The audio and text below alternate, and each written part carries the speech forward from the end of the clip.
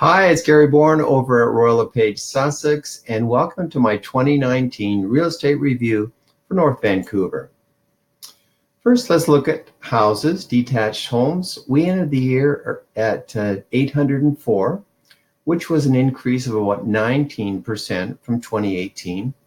And the 10-year average here is about 1,064, so down about 24% from the 10-year average.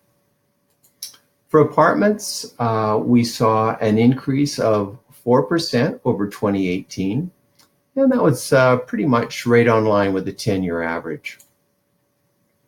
Townhouses saw an increase of about 7.2% from 2018, and this was about 8% higher than the 10-year average.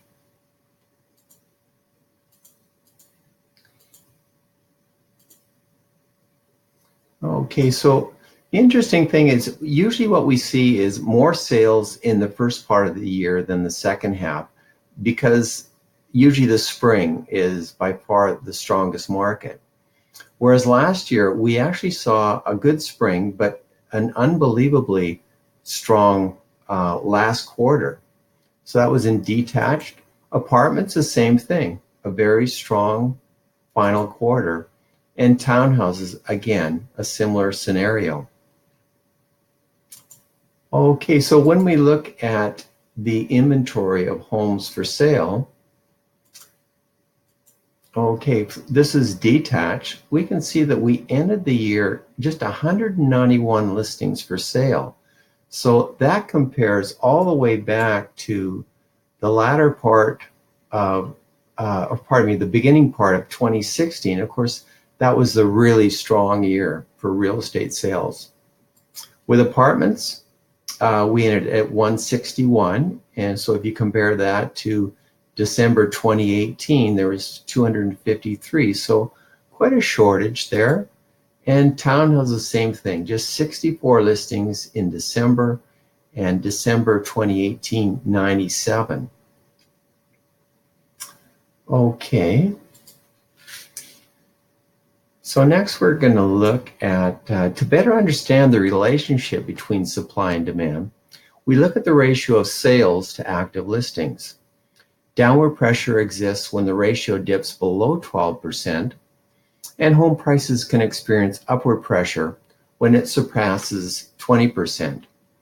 So the green line here is detached. You can see that early part of the year, they were in buyer's market, and then come April, they dipped into a balanced market and then finished the year off as a seller's market.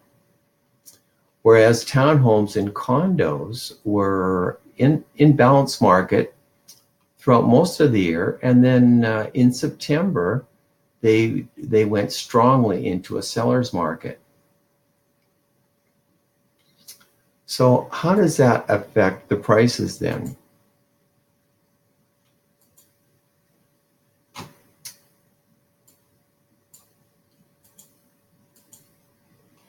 Okay, so this is detached homes. You can see the beginning part of the year was pretty flat, reached a high in June, and then dipped down about 4%, but then recovered about 3.4% the final part of the year.